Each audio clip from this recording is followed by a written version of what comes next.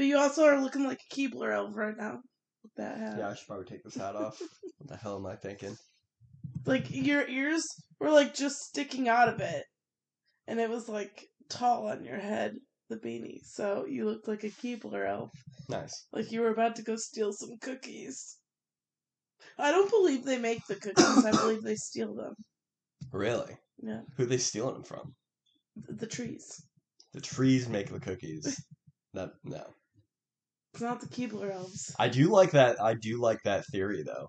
That they're not actually making the cookies in there. They're just stealing them. Stealing them from the Muffin Man, I guess. Whoever the hell makes the cookies. Gnomes, most likely. From the Underdark. Yeah. But yeah, I just figured today we'd talk about, like, because I'm going to get ready to, like, plant seeds in the next few weeks. So I wanted to talk about some of the stuff with that because I do have some, like, it's kind of an experiment because I've never done it before. And I can't remember. Did you show me the toilet paper roll thing where we cut the bottom of them and we make little, like, seedling planters? I think it was a TikTok I sent you. Either way, I think that's a great idea. And if it works well, I'll definitely do that every year because it's an excellent use for the leftover toilet paper rolls. The only thing is, though, is the two types of plants that we need to start indoors are onions and tomatoes. Everything else we can start outside, like, at once spring starts and weather gets nicer. But onions, you have to start indoors because they have to be a certain one. They actually have to go out before winter ends, before last frost.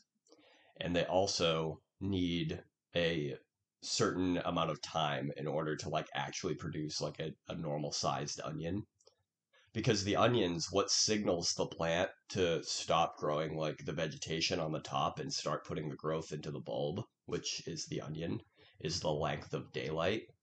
So if you plant them outside too late, the plant itself won't be that big by the time it starts making the bulb.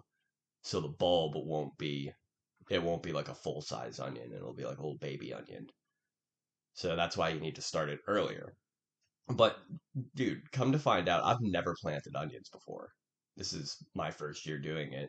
And there's all kinds of, like, weird stuff that I didn't really know about. Definitely not like, they're not like tomatoes, which is the other kind of plant we're going to start inside. Honestly, tomatoes are just easy to grow. I don't even use them for that much stuff. Yeah, I thought, so that's really the research I was doing. I was reading about, like, onions and, not just growing them, like, to make the onion, but I also got to figure out, like, how to get seeds out of them so we can have them year to year. Because I don't want to buy seeds every year. Mm-hmm. That's, like, I've been over that before with you. Mm-hmm. I'd like to, like, maintain my own, like, seed supply year to year. Because this year, I mean, I'd like to keep all of the garden expenses under $100. And I spent $40, $55, I think, on seeds for those variety packs. And I'd like to eventually have a full season of, like, gardening where I don't spend a dime. Mm-hmm. So, because, I mean, that's really what it's about here is I'm hoping we can produce at least, like, a money value or what's the word I'm looking for? The amount of food that we produce at the end of the year. I hope, like, the actual, like, monetary value of that food exceeds how much money we put into it this year. Mm-hmm. So that's the hope anyway. But so yeah, I've just been planning on, like, starting these seeds and stuff. I don't think the toilet paper roll, like, planters, I don't know if those are going to be great for onions. Because what I've seen is most people start onions in, like, trays, and then they grow them, and then they sow them out, like, they separate them out once they move them outside. So I don't think the toilet paper roll idea would be good, but I think those will be good for tomatoes, though. What? I've just said nice. I know. I haven't done any research on the tomatoes or onions. I don't know. I figured you usually interject with something, but... Well, you were on a roll. All right. I was just letting you go through the explaining. I mean, I feel like we've started this podcast and we haven't really gone into a lot of explaining yet just because we're in the slow season of winter. Yeah. So, like, whereas you're actually explaining something useful to people who in the future might, like, I didn't know onions and tomatoes had to be started inside. I don't know the science behind that either. Yeah, I mean, the purpose of starting... So the onions, the science, like I explained the science of starting the onions inside. Again, we'll see how successful it is. And I have the onion seeds over here. Where'd I put them? They're right here. So there's also... Shake them for the mic. Yep. So I wanted to bring these out too because I wanted to talk about them. There's red onions and then the yellow onions. So these are the two we're gonna do. We could do scallion onions, but I don't have a use for those. No, those so are, I don't wanna... to me, those are more like, it's like an additional seasoning, and we don't really use them. So, I wouldn't want to take up garden space. In that loaded baked potato soup I made, we used scallions. Really? Or are those the same as green onions? I think so, yeah. Like they're the tall, and then you chop them, and they're like little rings, little green rings.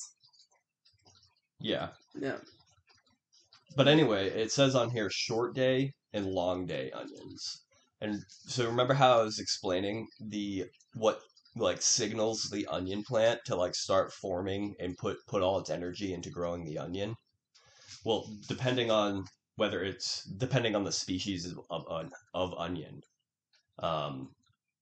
like a short day onion it's more accustomed to like shorter sunlight. So apparently that's good in the South because I guess during the summer they don't get... I don't know. That doesn't make... I don't know. It says on the back here that like the red onions do better in the South and these yellow ones do better in the North. I'm going to grow both and we'll see how they do. Because I prefer the red ones. Yeah. So... Or purple. Yeah, and I'm planning on... So do you know out back where I have the garlic bed right now? So kind of like behind in that corner area, I'm going to dig up most of the dirt back there, and that's going to be a lot of like the ground stuff. So the beets, the onions. Beets, bears, Battlestar Galactica. Yeah. So beets, onion, garlic. Tomatoes. And that's really it for like ground stuff. We'll do potatoes somewhere else. I said tomatoes. The tomatoes will be in the big garden area. Probably like closest to the house here just because they need a lot of sunlight. With a security grid around it. Yeah. To keep Rosie out of the tomatoes. Yep. She loves to eat them.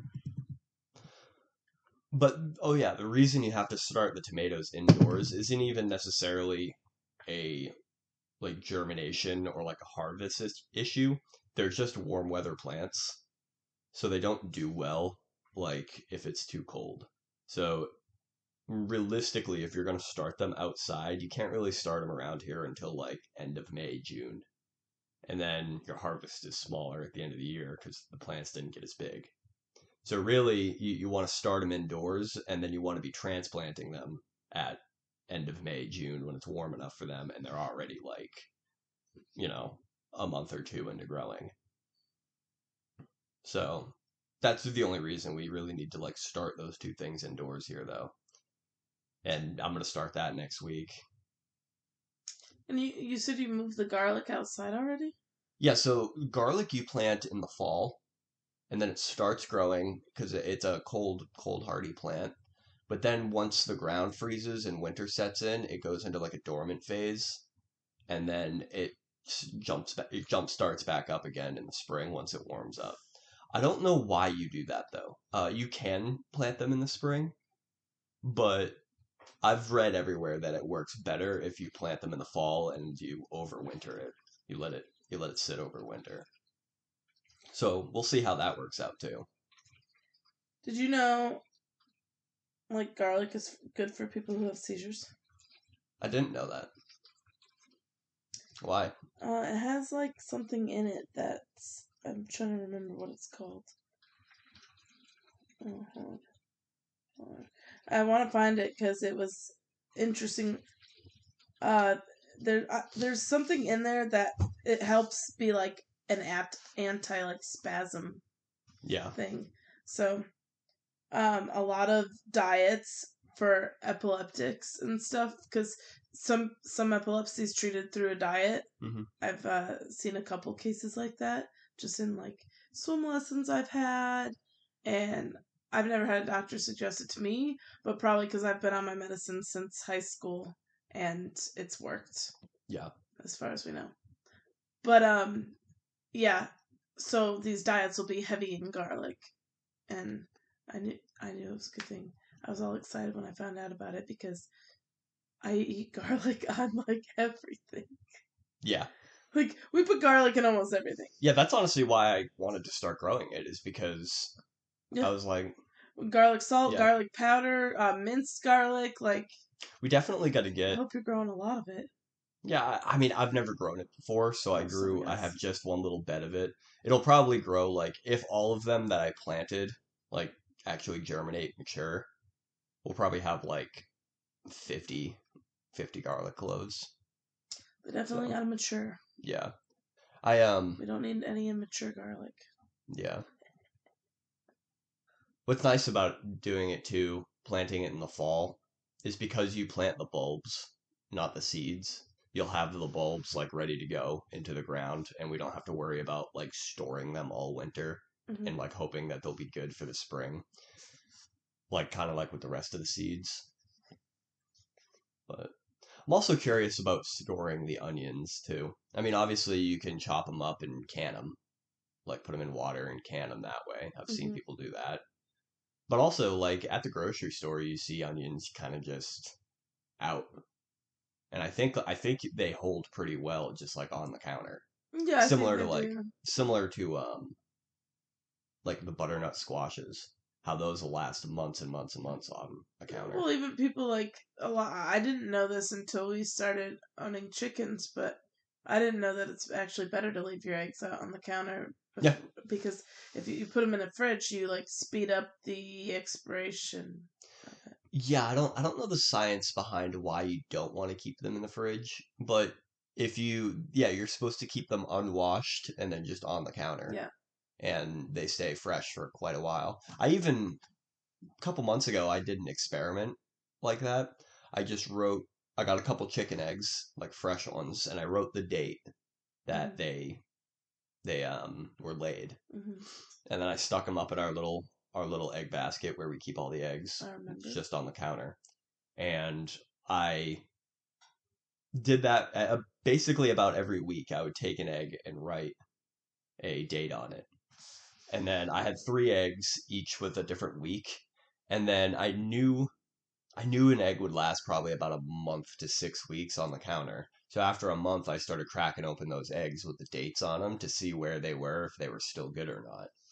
And yeah, it's about a month 5 weeks is what I noticed. Because even that first month one, like it was edible. I would have eaten it, but it was really like soupy. Yeah, it was a different consistency. Yeah, and then after that, the other ones like. I let them go longer. It was like they were like dark green, not dark green, but they had like a greenish hue to the yolk, and that's a rotten. I'm sure at that mark it starts losing its nutritional value too. Yeah, the longer it sits. Yep. So I wanted to just see how long an egg would last just on the counter. I've seen a lot of videos. You sent me a video the other day about I forget what it's called. It's like water canning eggs. Oh yeah, I don't know. Yeah, I forget. Keep them longer. Yeah, it's with keep them in the shell and everything. Yeah, so you keep them in the shell. I mean, it has to be clean eggs because apparently you don't want to wash them. It's an Amish practice. Yeah. I don't know. It's probably not doing anybody any good. Us just like speculating about it, but I'd be curious to see how well that works, and I'd be down to try that next year to see. Because if that works, then in the summer or the spring, when like egg production's really crazy, we can store away, 3-4 dozen jars of eggs, and then that way, when we're in like this lull that we were just in, because January, February, we're getting like 1 egg a week. Yeah, it's definitely limited. Yeah, I also think we research breeds better for which ones are good layers. Yeah. I mean, your Americanas are about the best. Everything's going to slow down in the winter. The only people who can keep eggs in the winter are people who are like providing a heat source or a light source to keep them laying. Yeah. And there's extra dangers with that, and they deserve an off season. Yeah. Imagine plopping one of those out every day. Yeah. Like, I wonder if it's like, I mean, I guess it's chicken birth, so.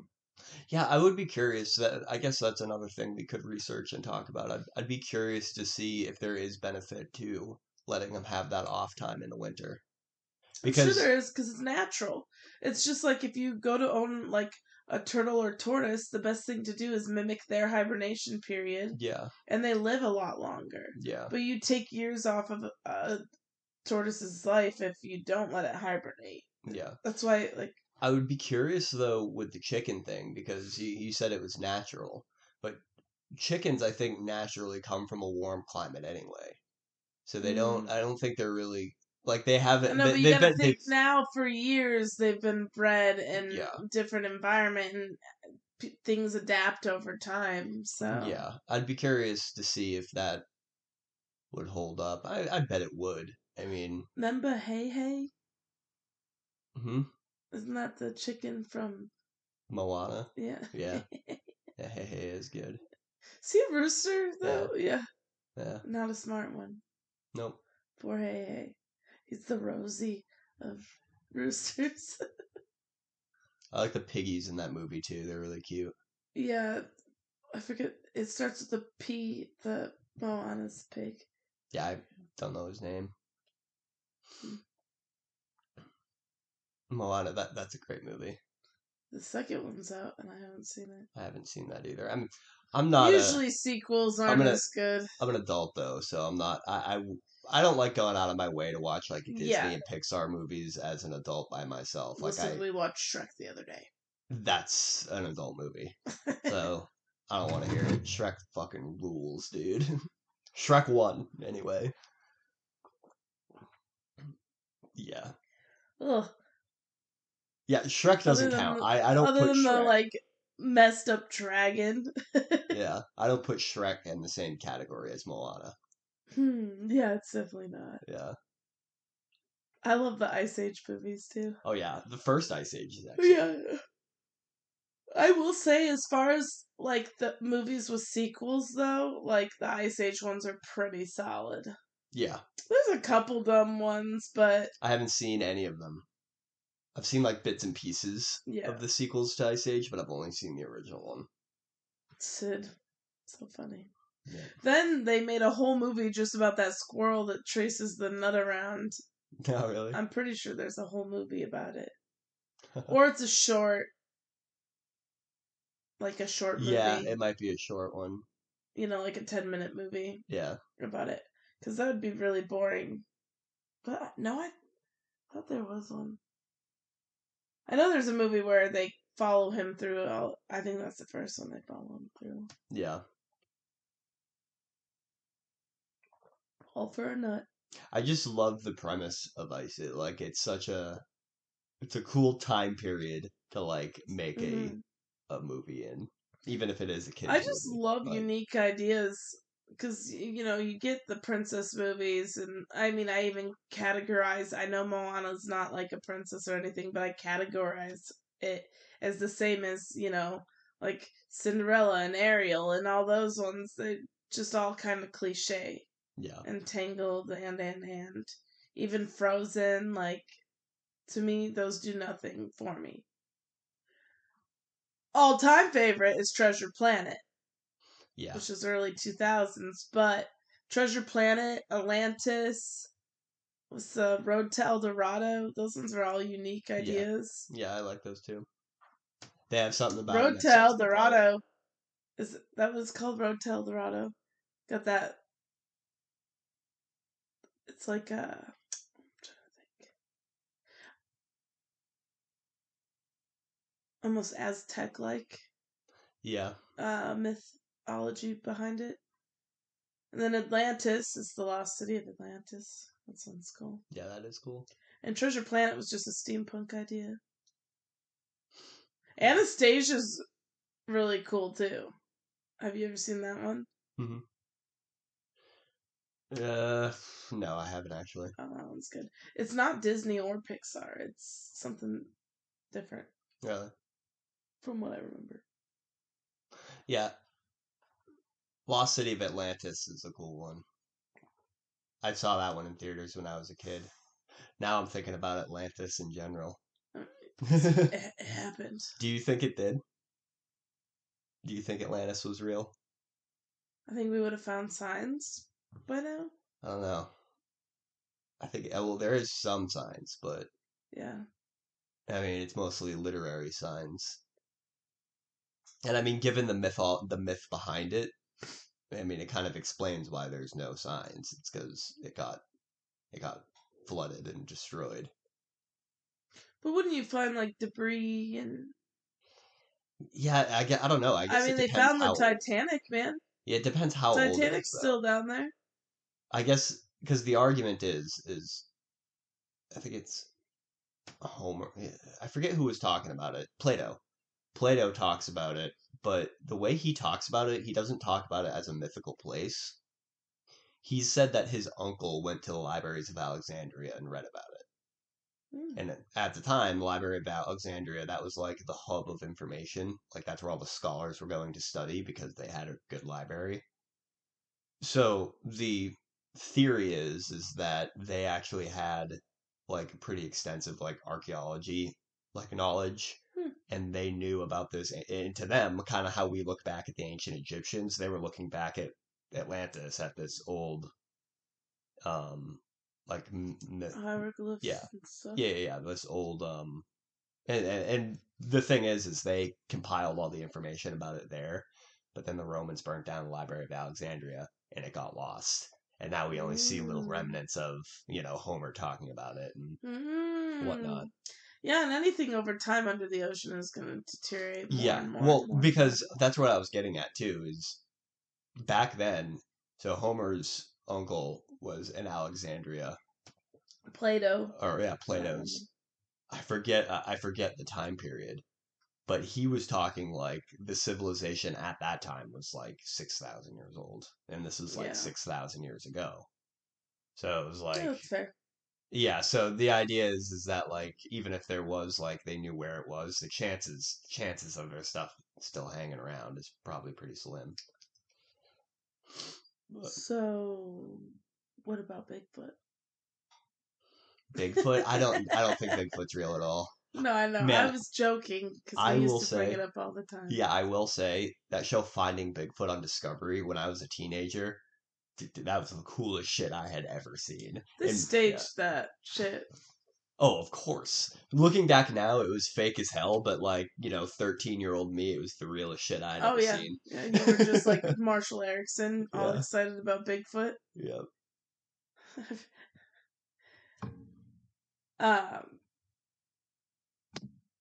Yeah, no, I liked the mermaid one that came out. That was like the mermaids exist, and they had that one was pretty cool. I saw. I'm sure that's like staged and everything, but I saw a Discovery documentary about that. Yeah, and at the time, I was in high school, and I remember telling my high school girlfriend about it at the time, and she was just like, "What are you talking about?" And I was like, "Fine." I was like, "Fine, whatever. I guess mermaids aren't real."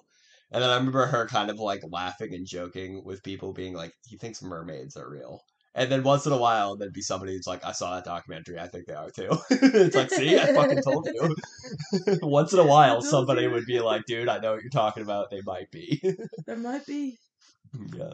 I don't think it's anything you want to meet if they do. Yeah. Dude.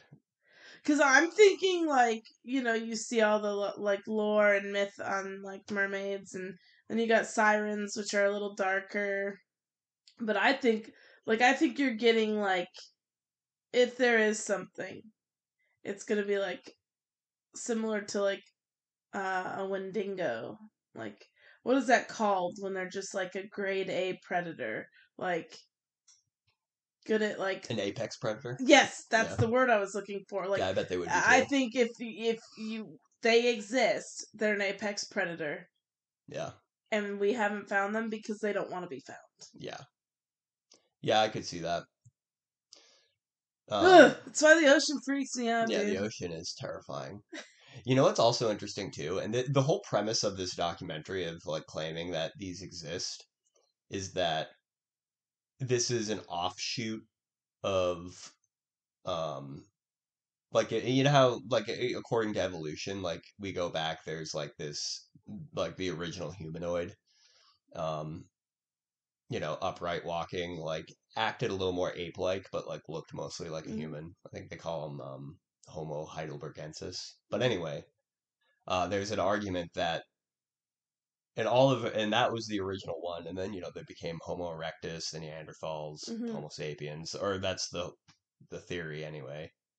The argument is that there was an offshoot of those of another like humanoid creature that did something similar to what whales did, because whales used to be mammals and they used to be land creatures, and they went back into the water and started to evolve back into. So the idea is that there was a ape-like creature that would be considered like humanoid, but went through the genesis of like what a whale does, and they actually adapted back into the water rather than doing all the stuff that the other like hominids were doing that turned us into people. So that was like the argument behind it. I don't know. I think it's a little far-fetched, because I think the genesis of the whale was way longer than like the genesis of people. Because honestly, going from like the original hominids to like where we are now, not that crazy. Really, it's really not. Like very minor like things had to change in order to get us to where we are now. Yeah. So, but going from like this to like something that can swim to like losing your legs and like being water adapted, that takes a long fucking time. There's an apex predator right there. Yeah. Oh, Chicken killer. You know where I was going with this? So I'm very interested in like the Neanderthals. So the Neanderthals were like they were the people that inhabited Europe before Homo sapiens, which is what we are, got there. Neanderthals, they lived in tribes, they had tools and clothes, like they did most of the stuff that like modern humans did. But what was interesting about them is they're actually a different species. Like they're beyond a different race. They have like a different number of chromosomes and like a different like physical structure than we had. And they lacked like certain like physiologic features. Like they were actually a different species, which I thought was interesting. Now, there's the whole but the only thing is though is they weren't such a different species that we couldn't interbreed with them, because we still have Neanderthal like DNA in us, which meant that we could still have viable offspring, which is interesting, because then it's like, well, what other animals can do that? Didn't you have a friend that did 23andMe and had Neanderthal in them? Yeah. 23andMe will tell you if you got anybody who's white has Neanderthal in them. There's like a real, it's not really a fringe idea. I think it's possible that white skin was a Neanderthal trait, and that all the Homo sapiens were, because they were from Africa, were originally dark skinned, and then the white skin was a Neanderthal trait that when they crossed with Europeans, obviously the white one prevailed because it's better for that environment. But anyway, when it comes to like different like humans living alongside other humanoid species, that wasn't the only one. There was other ones at the same time too in other places, and there's one in Indonesia. I forget what they call it. I'd have to look it up. It's a long, like, very scientific sounding word, but they were essentially hobbits. They found quite a bit of evidence of these guys, and what's actually more interesting about the small, they only got to be like 3-4 feet tall, but they had a lot more art than the Neanderthals did. Which, I mean, because that's a big issue or a big argument that they seem to have with Neanderthals, is that they weren't that advanced because they didn't really have art. So there's even question to whether they had language. And then they may have been more like animalistic than they were human. But these little short guys that they found, the reason they're short too is called, there's this thing that happens in evolution when animals get it's called island dwarfism. When animals get trapped on an island, they shrink and become dwarfs because there's less resources, so they have to adapt to the island.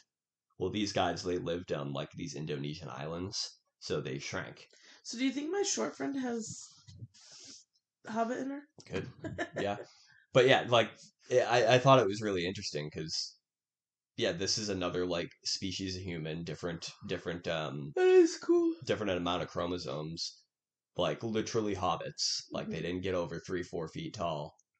But they found like bracelets and like jewelry and stuff that they made, which meant that they could conceptualize art and beauty and stuff like that. Yeah.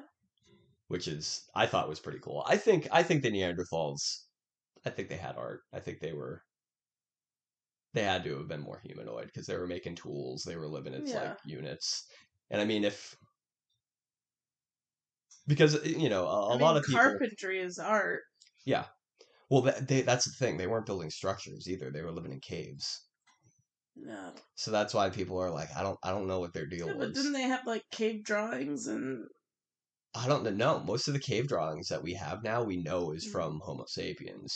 We're not really. I don't know. We don't know because I think back then, like the oldest cave paintings, Neanderthals were around too. So, how about those onions and tomatoes? Dude, I love the direction. I mean, I can nerd out about this all day, shit. And I love that You got me talking. What got me on this is we were talking about Atlantis first. Yeah, you got me talking about Ice Age. You brought up yeah. Ice Age, and I was like, I love that time period. It's cool. And the humans in Ice Age are Neanderthals. Yeah. And that's why I was like, that's what put me on that. And I was like, oh, dude, I'm gonna talk about fucking Neanderthals and shit. And then also, yeah, you brought me to the mermaid thing. Yeah. And the mermaid thing. Sorry, yeah, I just went off completely off topic, but I don't care. Well, I just like it's like I get like chills thinking about mermaids because I'm like, if they're real, they're an apex predator, and you don't stand a chance. You don't want to run into them. Well, if they're real too, and they're like you said, they're an apex predator, but if they're going to the lengths that they're going to not be found, then they're probably hyper intelligent as well. Yeah. So, I don't know. Yeah, we don't really explore or do much in the ocean, and if they are like solely like adapted to that environment, they could probably have like civilizations and stuff set up under the water that we just don't see or don't. Yeah, I imagine it'd be at great depths, like depths where what's that fish called? The one with the light on its head. Oh, the anglerfish. Yeah, they always make them look small, but those things are big. Yeah, they are pretty big. Everyone freaking out about the one that floated up. Yeah, that was a funny little trend. Yeah. Yeah, sorry to just spaz out on humanoids, but no, that is one of my favorite things to talk about, and I'm so fascinated by it. Yeah. Just because I think like scientists like to say they know, but there's so much like speculation with that stuff that it's fun to think about and like toss ideas around. Like an idea that I think is fun is because like I was just saying, like they think the Neanderthals weren't that smart. I like to speculate super hard with it, and I'm like, no, what if they were super intelligent and they got as advanced as we are, and there's just no evidence left because they were around longer than we've been around. Yeah. So, yeah. But I don't know, maybe they were around longer than we've been around because they lived simpler. Yeah, it could have been it. But maybe next week I'll get you talking about consciousness, which is another one you heard out of that. Yeah, consciousness. That's a tough one because that one I don't think we'll ever have answers on. Tune in next week. Yeah. Some homesteading stuff and who knows what else. Dude, it's gonna go. The conversation's gonna go where wherever. It's gonna go. Yeah. You and I both. Especially this time of year too, because like I like doing the homesteading stuff, and I like that that's like the theme of this podcast here. But we're also like end of the New England winter, and we've said this I don't know how many episodes. Like there's just nothing going on this time of year, and there's like so much. Yeah. Like just waiting for spring so we can actually start doing projects and like making progress on like doing, the gardening and the chickens and all the stuff we're trying to do. Yeah.